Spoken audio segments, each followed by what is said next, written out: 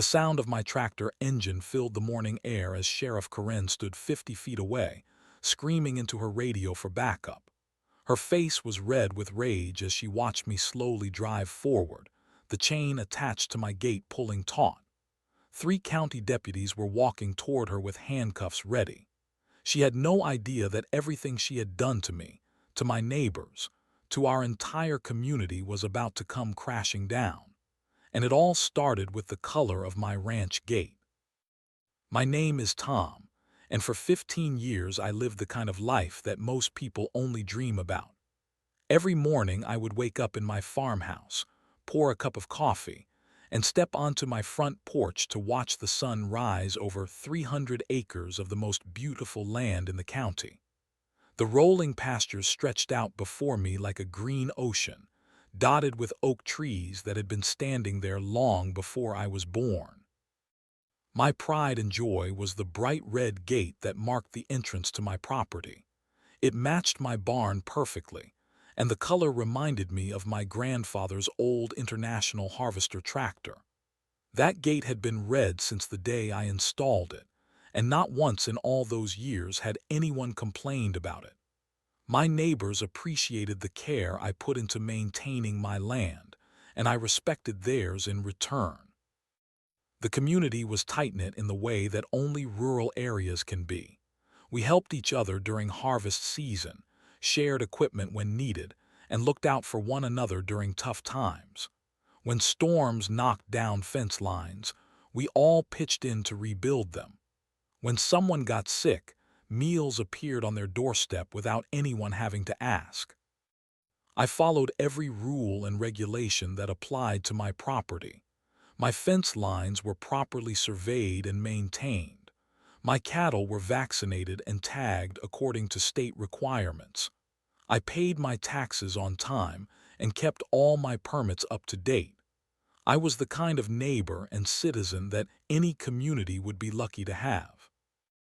That peaceful existence began to change when Sheriff Karen got herself elected as president of what she called the Rural Property Standards Association. The strange thing was, Karen did not even live in our area. She lived in town, in a subdivision with manicured lawns and homeowner association rules. But somehow she had convinced enough people that our rural community needed oversight and regulation. At first, most of us ignored her. We figured she would get bored and move on to something else. Rural folks have always been independent, and we did not see why we needed someone from town telling us how to manage our own land. We had been taking care of ourselves just fine for generations. I was feeding my cattle on a Tuesday morning when I heard the sound of tires crunching on my gravel driveway. Looking up, I saw a white SUV with county markings pulling up to my gate. Sheriff Karen stepped out, along with a deputy I had never seen before. She was wearing her full uniform with the badge polished to a shine, and her hand rested on her service weapon as if she expected trouble.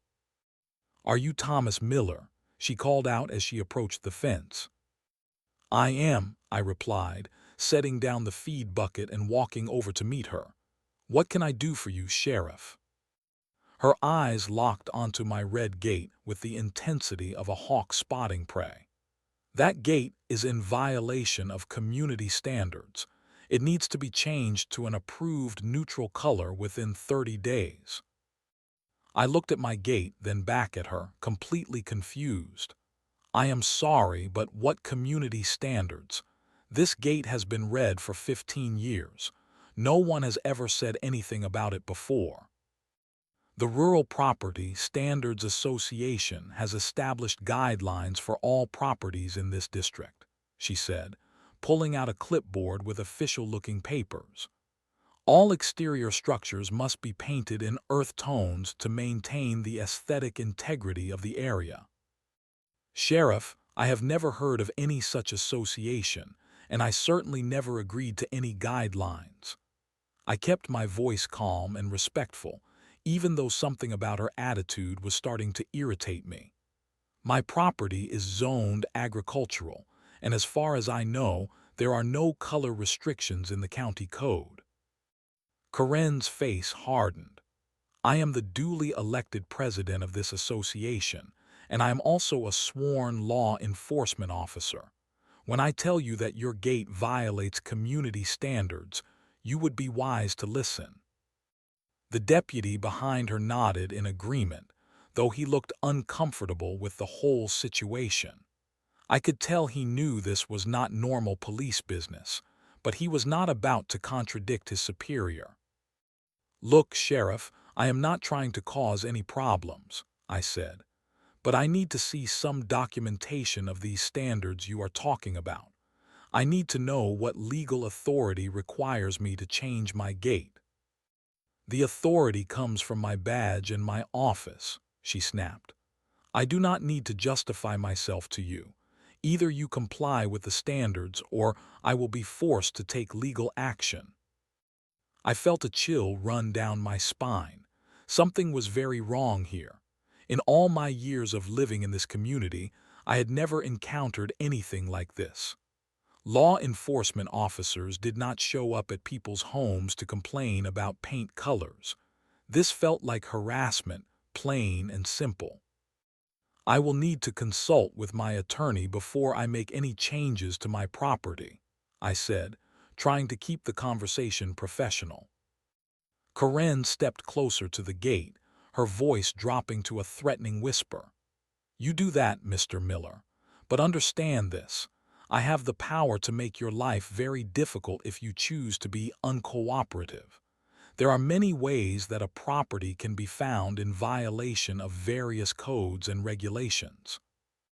With that, she turned and walked back to her vehicle. The deputy followed, but he glanced back at me with what looked like an apologetic expression.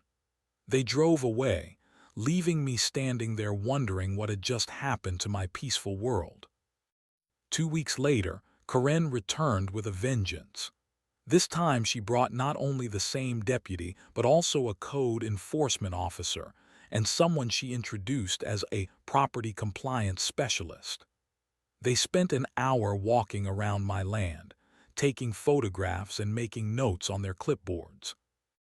"Mr. Miller," Karen announced when they finished their inspection, "your property has been found in violation of multiple codes and standards." She handed me a stack of citations that made my blood run cold. According to her paperwork, my fence was 6 inches too high in one section. My barn needed a fresh coat of paint to meet structural maintenance requirements. My gravel driveway was allegedly causing erosion issues. And of course, my red gate was still in violation of community aesthetic standards. Each citation carried a fine ranging from $200 to $800. The total came to over $3,000, with additional penalties if the violations were not corrected within 15 days.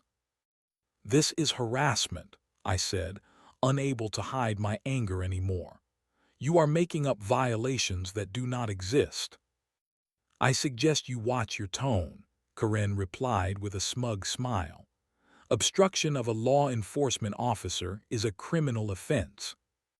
That evening, I spent hours on the phone and online, trying to understand what was happening to me. I called the county clerk's office, the planning department, and even the state agricultural extension office. Nobody had ever heard of the Rural Property Standards Association. The violations Karen had cited were not in any official code book that anyone could find. As I dug deeper, a disturbing pattern began to emerge. I was not the only one being targeted. Through online forums and word of mouth, I discovered that at least 6 other rural property owners had received similar visits from Karen and her team. An elderly widow named Mrs. Henderson had been cited for having too many flower gardens. A young couple with horses had been fined for inappropriate livestock housing, even though their barn met all state requirements. The most shocking discovery came when I spoke to Jim Watson, whose farm was about 5 miles from mine. Karen had demanded that he remove a century-old oak tree because it was blocking the sightline from the road.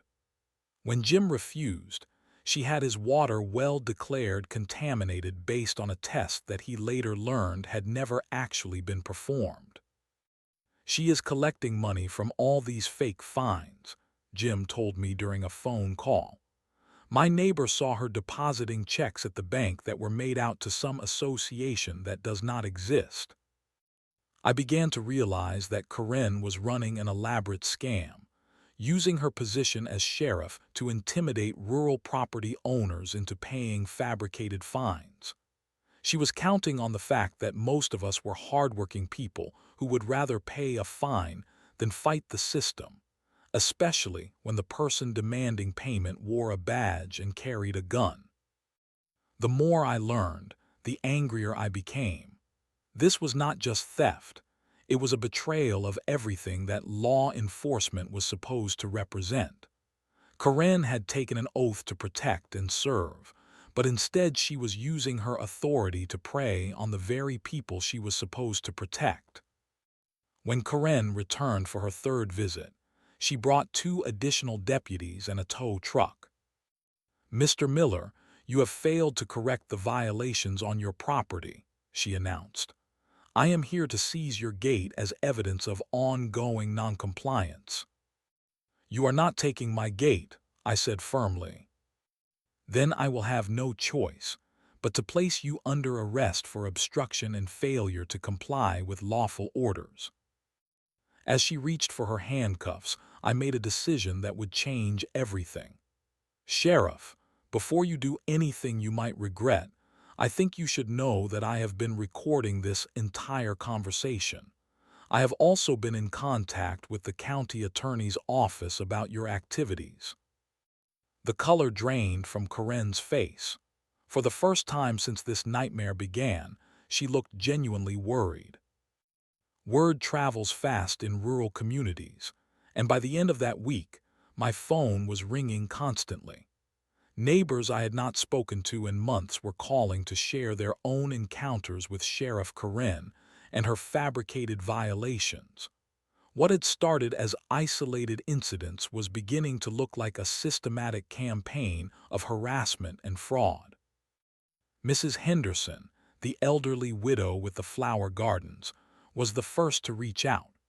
Her voice shook as she told me about the sleepless nights she had endured, worrying about whether Karen would make good on her threats to seize her property for unpaid fines. "I paid her $800 because I was too scared not to," she admitted. "I am on a fixed income, and that money was supposed to go toward my medication, but I was terrified that she would arrest me if I did not pay." The young couple with horses, Sarah and Mike Thompson, had a similar story. Karen had demanded that they tear down their newly built stable and rebuild it to meet standards that existed nowhere in any official code. When they asked to see the regulations she was citing, she threatened to have their horses seized by animal control. "We spent our life savings building that stable," Sarah told me. "It passed every inspection required by the county and the state, but Karen said it was not good enough, and she kept coming back with more demands." Jim Watson organized a meeting at the community center for everyone who had been targeted by Karen's scheme. On a rainy Thursday evening, 18 property owners showed up to share their stories. The tales of harassment, intimidation, and extortion painted a picture of corruption that was even worse than I had imagined. Karen had collected thousands of dollars in fake fines from people who were too frightened or too trusting to question her authority. She had threatened to shut down family businesses, seize livestock, and even have people arrested on fabricated charges. In every case, she had used her badge and uniform to lend credibility to her demands. The most heartbreaking story came from an elderly man named Earl Peterson, who had paid Karen $1,500 to avoid having his late wife's memorial garden destroyed. The garden violated no laws or regulations, but Karen had convinced him that it was a public safety hazard that would result in liability issues for his estate. My Mary spent 20 years planting those roses, Earl said, his eyes filled with tears. After she passed, that garden was all I had left of her. I would have paid anything to protect it. As we sat around that community center, sharing our stories and our anger, something powerful began to happen. We were no longer isolated victims dealing with our problems alone. We were a community united against a common threat, and together we had the strength to fight back. Jim Watson had done some research into Karen's background and discovered that her authority as an elected official was far more limited than she had led us to believe. Her jurisdiction as sheriff did not extend to property code enforcement, and the association she claimed to represent had never been legally established. She has been counting on our ignorance and our respect for law enforcement, Jim explained. But we are not ignorant anymore, and she has proven that she does not deserve our respect. We formed a committee to gather evidence and coordinate our response. Sarah Thompson, who worked as a paralegal, volunteered to document all the fraudulent citations and demands for payment. Mike, her husband, offered to serve as our liaison with legitimate county officials who could help us navigate the legal system. I volunteered to serve as the focal point for Karen's next visit. My red gate had become a symbol of resistance, and I was determined to make sure it stayed exactly the color it was. More importantly, I was determined to make sure that Karen's reign of terror came to an end. As we left the community center that night, there was a sense of purpose and determination that had been missing from our individual struggles. Karen had made a critical mistake. She had awakened a sleeping giant, and that giant was the collective will of hardworking people who refused to be intimidated by corruption disguised as authority. The next few weeks were a whirlwind of research, planning, and coordination. Sarah Thompson's legal background proved invaluable as we dug into the specifics of what Karen had been doing and how we could stop her. What we discovered was even more damaging than we had initially suspected. Karen had been operating under a completely fabricated legal framework. The Rural Property Standards Association existed only in her imagination, and on the letterhead she had created to make her demands look official. She had no legal authority to issue citations for property violations, collect fines, or threaten seizure of anyone's assets. More disturbing was Sarah's discovery that Karen had been depositing the money she collected into a personal bank account rather than any official county fund. Bank records, obtained through a Freedom of Information request, showed deposits totaling over $40,000 over the past 18 months. This was not just harassment. It was outright embezzlement of public funds and theft by deception.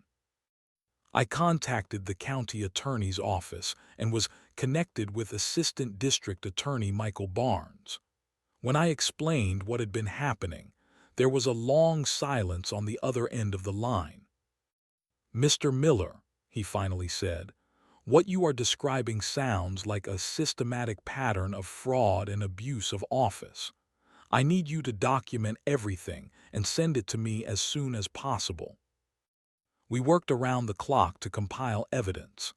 Every citation, every demand for payment, every threatening conversation was documented and cross-referenced. Mrs. Henderson had kept copies of the checks she had written to Karen's fake association. Earl Peterson had recordings of phone calls where Karen had threatened to destroy his wife's memorial garden. The most damaging evidence came from Jim Watson, who had installed security cameras on his property after Karen's first visit.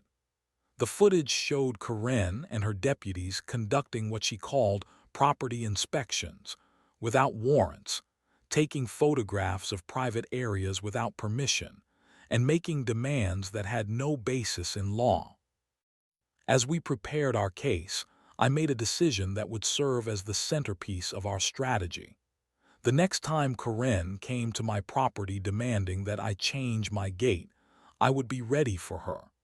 But instead of just refusing her demands, I would turn the tables and make her face the consequences of her actions. I spent hours with my old International Harvester tractor, making sure it was in perfect working condition. The machine had been with me for over a decade, and its powerful engine had never let me down. I positioned it strategically near my gate, with a heavy chain attached that could be used to protect my property if necessary. Sarah had been in contact with the legitimate county sheriff's department, explaining that one of their officers had been operating outside her authority and potentially committing criminal acts.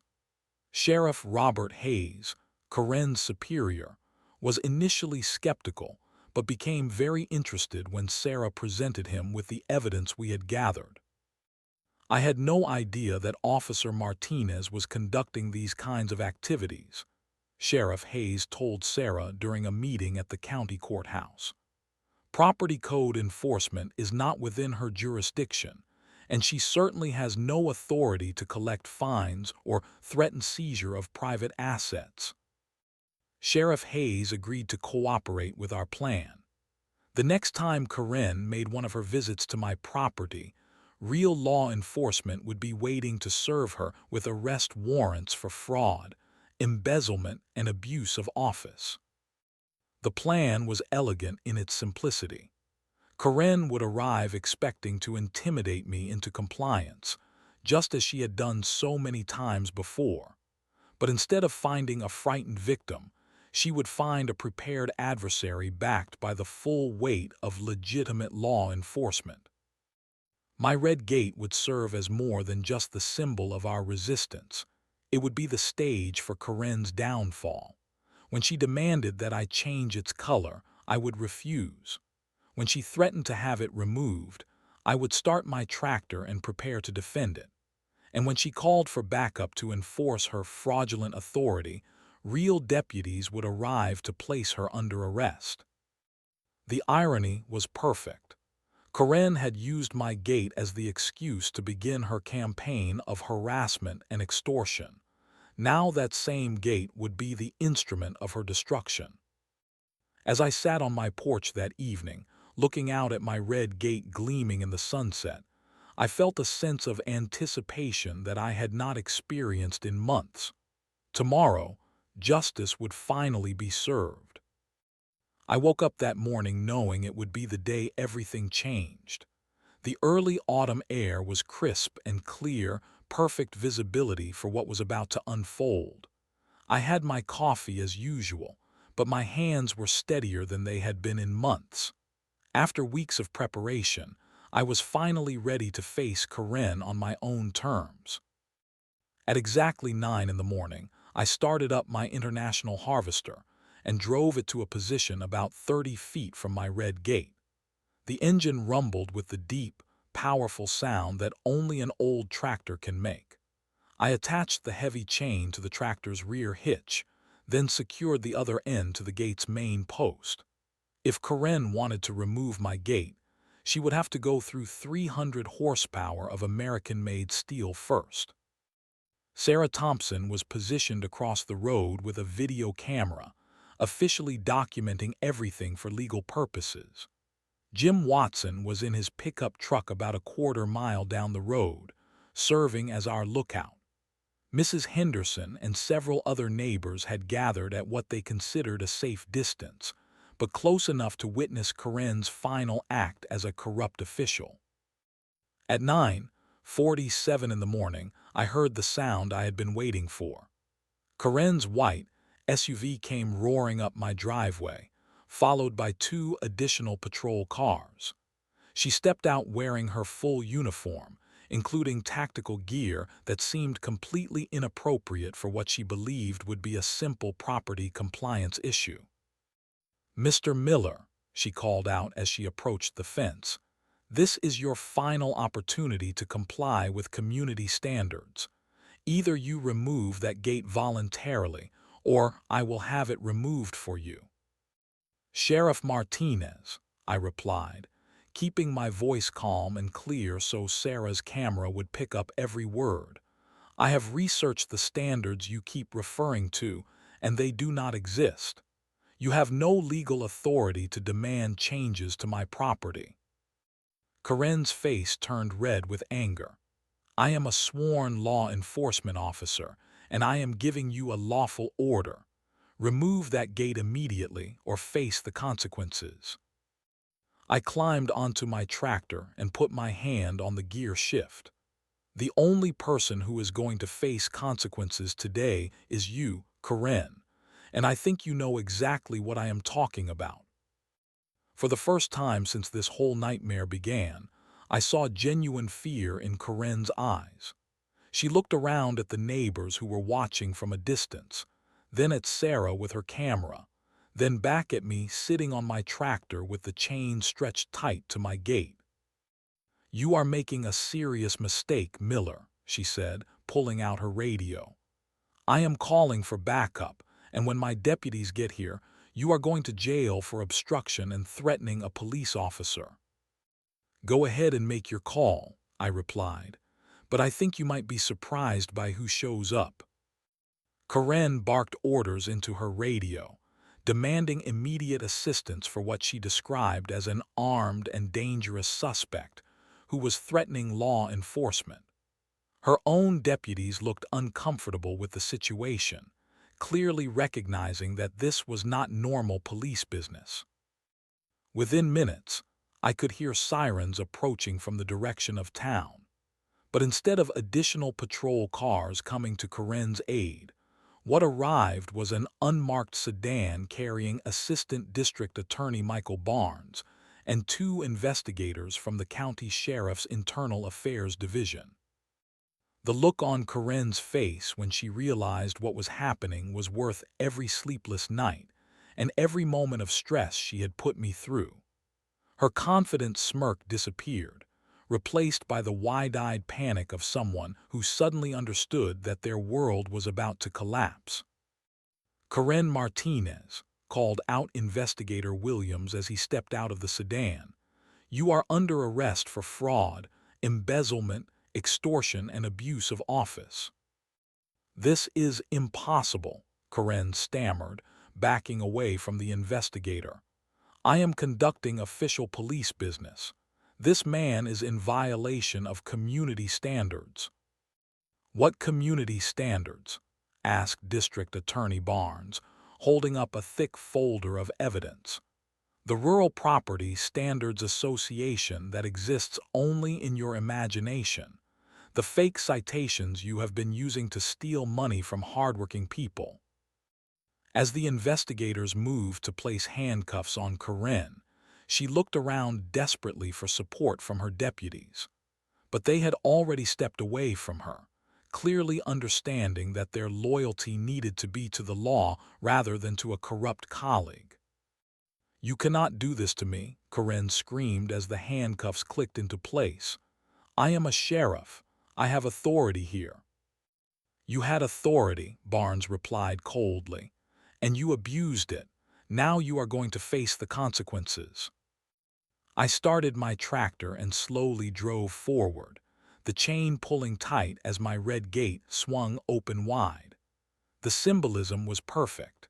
The gate that Karen had tried to force me to change was now opening to welcome legitimate law enforcement officers who were there to serve real justice. As they loaded Karen into the back of an investigator's car, she turned to look at me one last time. The arrogance and false authority were gone, replaced by the defeated expression of someone who had finally been caught. My red gate gleamed in the morning sunlight, its color more vibrant and meaningful than ever before. The news of Karen's arrest spread through our rural community like wildfire, but it did not stop there. By that afternoon, reporters from 3 different television stations had arrived to cover what they were calling the rural property scam story. My red gate, which had started this entire ordeal, became the backdrop for news interviews that would eventually reach audiences across the state.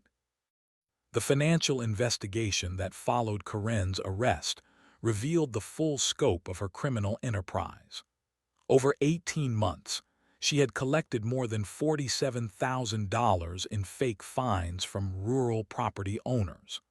The money had gone directly into a personal account that she had opened using the fictitious Rural Property Standards Association name. But the theft was only part of the story. As more victims came forward, investigators discovered that Karen had been selling information about rural properties to developers and land speculators. She had used her position as sheriff to conduct unauthorized surveillance of private property, then passed along details about property values, owner financial situations, and potential development opportunities. Mrs. Henderson's flower garden had been targeted not because it violated any standards, but because a developer wanted to buy her land for a shopping center project. Karen's harassment was designed to pressure the elderly woman into selling her property at below market value. The young couple with horses, Sarah and Mike Thompson, learned that their stable had been declared non-compliant because a horse boarding business wanted to eliminate competition in the area. Karen had been paid to create regulatory problems that would force them out of business. Even Earl Peterson's memorial garden had been targeted for a specific reason. A cell phone company wanted to lease his land for a tower installation, but they needed the garden area cleared. Karen's threats were designed to accomplish what legitimate negotiations had failed to achieve. The deeper investigators dug, the more corruption they uncovered. Karen had been running what amounted to a protection racket, using her badge and uniform to extract money from honest people while secretly working for outside interests who wanted to exploit our community. Deputy James Rodriguez, who had accompanied Karen on many of her property visits, was suspended pending investigation. While he had not directly participated in the fraud, Internal Affairs determined that he had failed in his duty to report obviously illegal activities by a superior officer. "I knew something was not right," Rodriguez admitted during his disciplinary hearing, "but I was afraid to speak up against a senior officer. I thought I might lose my job." His suspension served as a warning to other law enforcement officers that looking the other way when colleagues break the law is not acceptable. Good cops have a responsibility to stop bad cops, and failure to do so carries consequences. The media attention brought our story to the attention of state legislators, who launched their own investigation into how someone like Karen had been able to operate with impunity for so long. They discovered gaps in oversight and accountability that allowed corrupt officials to abuse their authority without adequate checks and balances. 3 months after her arrest, Karen was formally charged with 14 felony counts including fraud, embezzlement, extortion, conspiracy, and violation of civil rights under color of law. Each charge carried potential prison time, and prosecutors made it clear that they intended to seek the maximum penalty allowed by law. The civil lawsuits began almost immediately. Every person who had paid Karen's fake fines filed claims for restitution, and many also sought damages for emotional distress and harassment. Mrs. Henderson's attorney estimated that she could recover not only the money she had paid, but also additional compensation for the medical expenses she had incurred due to stress-related health problems. Sarah Thompson, whose legal background had been so valuable during our investigation, was hired by several victims to represent them in civil court. She took particular satisfaction in building cases that would ensure Karen would face financial consequences even after serving her criminal sentence. The community that had been terrorized by Karen's abuse of power was beginning to heal, but the scars would remain for a long time. Trust in law enforcement had been damaged, and it would take years of honest, professional police work to restore the confidence that Karen had destroyed. Sheriff Robert Hayes implemented new policies requiring multiple officers to witness any property-related enforcement actions, and he established a citizen review board to investigate complaints about officer conduct. These measures were designed to ensure that no one would ever again be able to use a badge as a tool for personal enrichment. As autumn turned to winter, I often stood on my porch looking out at my red gate and reflecting on everything that had happened. That gate had become more than just an entrance to my property. It was a symbol of resistance against corruption and abuse of power. Bricks Part 8, New Beginnings. Target word count, 750. Spring came early that year, and with it came a sense of renewal that our community had not felt in a long time. My red gate, now famous throughout the county as the symbol of resistance against corruption, gleamed brighter than ever in the morning sunlight. I had given it a fresh coat of paint, not because anyone demanded it, but because I wanted it to look its best. Karen's trial began in April, and it was a spectacle that drew observers from across the state. The prosecution presented a mountain of evidence that left no doubt about her guilt. Bank records, video recordings, witness testimony, and forged documents painted a picture of systematic corruption that shocked even experienced court observers. When it came time for victim impact statements, 18 people stood up to tell their stories. Mrs. Henderson, now 83 years old, spoke in a clear, strong voice about the sleepless nights and anxiety attacks that Karen's harassment had caused. Earl Peterson described the agony of nearly losing his late wife's memorial garden to fabricated regulations. Sarah and Mike Thompson explained how Karen's threats had nearly destroyed their horse boarding business. I was the last to speak, and I chose my words carefully. "Your Honor," I said, "what Karen Martinez did to our community was more than just theft. She violated the sacred trust that exists between law enforcement and the citizens they serve. She used fear and intimidation to prey on hardworking people who respected authority and wanted to follow the law. She turned her badge into a weapon against the very people she swore to protect." Karen sat at the defendant's table throughout the trial, her former arrogance replaced by a hollow, defeated expression. The woman who had once threatened to seize my property and arrest me for having a red gate now faced the possibility of spending the next decade in prison. The jury deliberated for less than 3 hours before returning guilty verdicts on all 14 felony counts.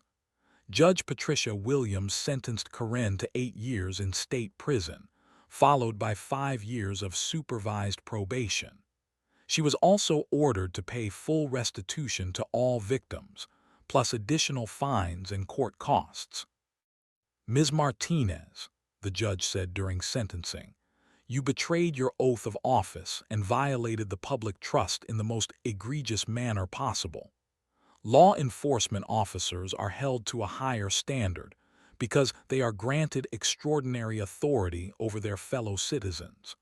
When that authority is abused, it damages not only the direct victims but the entire foundation of civil society." Deputy Rodriguez received a 6-month suspension without pay and was required to complete additional training on ethics and proper police procedures. While his punishment was much lighter than Karen's, it sent a clear message that officers who fail to report corruption will face consequences. The civil lawsuits were settled out of court for a total of over $200,000. Karen's assets, including her house and vehicles, were seized to pay restitution to her victims. Mrs. Henderson received enough money to cover her medical expenses, and then some. The Thompsons were able to expand their horse boarding operation. Earl Peterson used his settlement to create a perpetual care fund for his wife's memorial garden. Our community established new traditions to celebrate our victory over corruption. Every year on the anniversary of Karen's arrest, we hold a Red Gate Festival featuring barbecue, live music, and speeches about the importance of standing up to bullies and corrupt officials. My gate serves as the centerpiece of the celebration, decorated with red ribbons and flowers. More importantly, we established a citizens' watchdog group to monitor local government and law enforcement activities. We learned that the price of freedom is eternal vigilance, and we are determined never again to allow someone like Karen to abuse power without being held accountable. Sheriff Hayes has proven to be everything that Karen was not: honest, professional, and truly committed to serving the community. Under his leadership, the Sheriff's Department has rebuilt its reputation and restored public trust. As I sit on my porch this morning, watching the sun rise over my land, I feel a deep sense of satisfaction. My red gate stands exactly where it has always stood, painted exactly the color I chose for it. No corrupt official will ever again tell me what color it should be. The tractor that helped me defend my property is back to its regular work of farming, but it will always hold a special place in my heart. Together, that old machine and my stubborn determination proved that ordinary people can stand up to extraordinary abuse and win. Justice prevailed, freedom was preserved, and my gate remains red.